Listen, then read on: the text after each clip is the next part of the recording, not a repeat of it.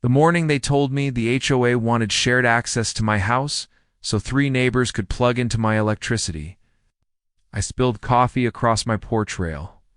At first I laughed, then I didn't, because the letter stapled to my door wasn't a joke, it was a demand. They called it Community Utility Cooperation. That's how they wrote it. Capital letters, lawyer tone. According to the board, they planned to install a lockbox on my side gate, run heavy-gauge cords from my garage outlet, and rotate usage between 3 houses during peak demand or emergencies. No mention of compensation, no mention of safety, and no mention of the fact that this was my home, my bill, my breaker panel, sitting 6 feet from my father's workbench. I read that letter twice. Then I looked at the flag hanging on my porch, the one I folded with my brother the day Dad passed. It's sun-faded now, but still proud. Dad taught me how to wire a garage without burning the place down, ground the box. Label every breaker. Respect electricity because it doesn't forgive. That letter felt like someone walking into my kitchen, unscrewing a light bulb and telling me I owed them the glass. I called the HOA president. Margot, the kind of woman whose voice always sounds polite but comes with barbed wire underneath.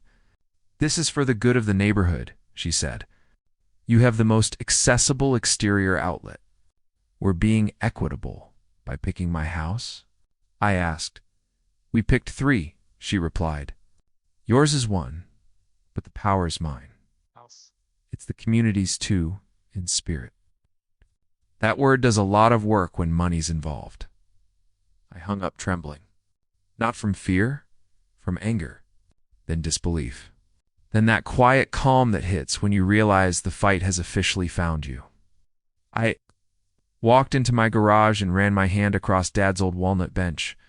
The one place that still smelled like sawdust and order, every breaker labeled, every wire clean, and someone wanted to hang a lockbox on it. I took photos, the gate, the outlet, the letter.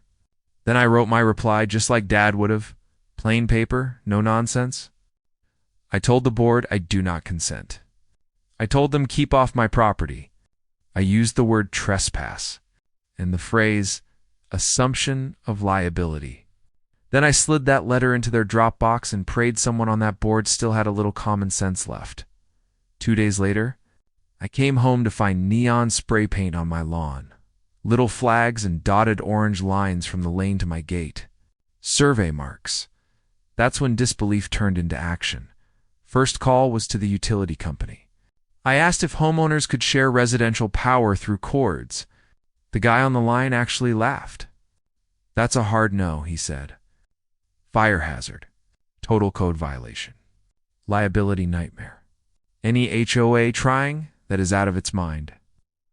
Then I called the county building department. The lady there listened, quiet, professional. When I read her the letter, she stopped me. They plan to put a lockbox on your property. Yes, don't let them, she said flatly.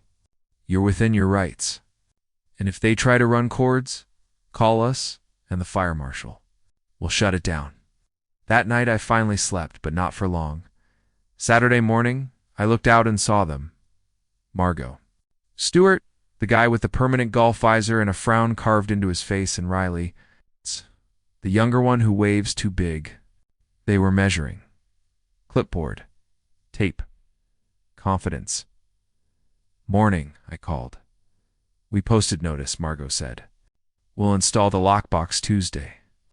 It'll only be used when needed, or when you need it, or when I say so. I asked. It's for the community, she said again.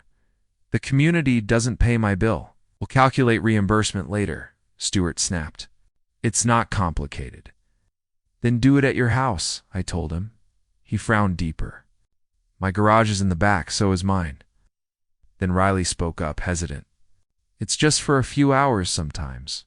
My wife's medical machine, our generator failed last year. When the power flickers, we panic. That hit me. I've seen the ambulance at their place before. For a moment, my anger softened. But then I pictured what they were proposing: extension cords across lawns, sidewalks, puddles, kids on bikes. I took a breath. I'm sorry about your wife, I said. Truly, but this isn't the way. Those cords could kill someone. Margot's voice sharpened. You're being unneighborly, and you're being reckless, I shot back. They left, still measuring. And I stood there feeling like the villain, which is exactly how bullies win. They hand you their fear, and you end up carrying it for them. That night, I cleaned the garage to clear my head, tightened the vise, wiped Dad's hammer. I remembered being 12, him teaching me how to kill power at the breaker. He said, son, you never touch what you don't own, and you never let someone make you responsible for their mistakes. That stuck, so I stopped reacting and started acting. Monday morning, I emailed every homeowner who still waved on trash day. No politics, no name-calling, just facts. I attached photos, the county's warning, the utility company's statement. At the end, I wrote one line straight from the heart. My dad built this bench with his hands, and I paid the bill with mine. I won't let a cord coil across his work. By noon, replies poured in. Most were shocked. Some were angry at me. Why can't you just share? One said. But then Hank, a retired electrician, wrote back. I've seen houses burn from one bad cord, he said. I'll come to any meeting. I'll bring photos. The HOA called a special discussion Tuesday night. Folding chairs, lemonade, a big poster that read community resilience. Margot opened. We're stronger when we share. We can't let one homeowner block a solution for 3 families. When it was my turn, I stood with Hank. He held up a picture of a porch fire that looked like a torch. I read the utilities warning out loud. Then I looked around the room, faces I'd known for years. I want to help, I said. We all do. But we help by solving the right problem.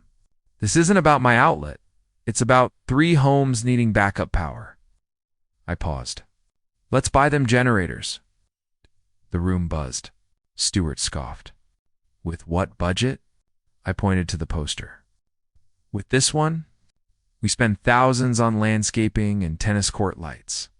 We can raise a voluntary fund. I'll start $500. Gasps. Hank added $200. A teacher offered $100. And Riley. He just looked down, eyes wet. Margot's jaw tightened. Donations are unreliable, she said. Access is consistent. I lifted my copy of the HOA covenants.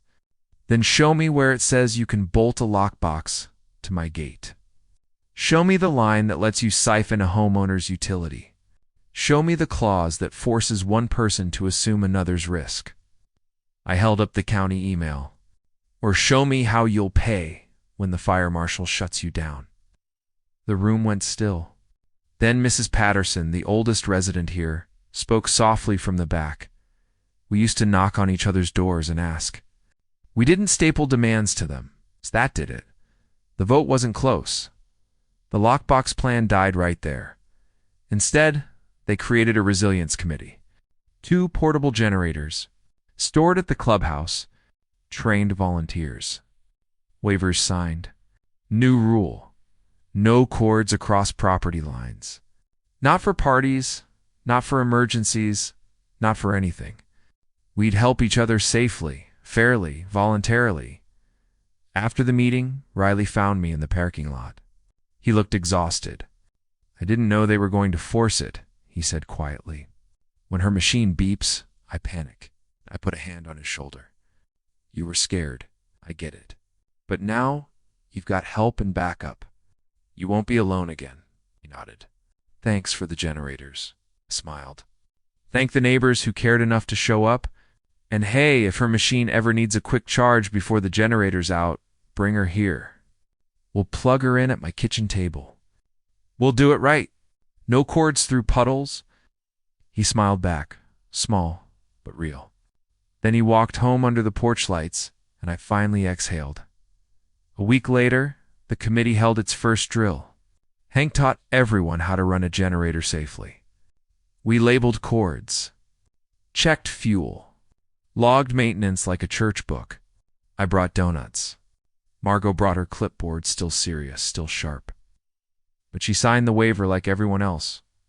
When the first autumn storm rolled through, heavy rain, sirens, lights flickering, we were ready. The power dipped, but the neighborhood stayed calm. No cords, no fires, no demands. That night, I poured a fresh cup of coffee and stepped out to the porch. The flag lifted once in the wind, then rested again. The garage hummed quiet, every breaker in its place. And for the first time, I felt peace, not just from winning a fight, but from doing it right. Here's what I learned that week. Generosity works best when it's chosen, not drafted. Have you ever faced an HOA like this? Share your story in the comments. I read every one. If you believe some fights are worth having, hit subscribe. And let's stand up together.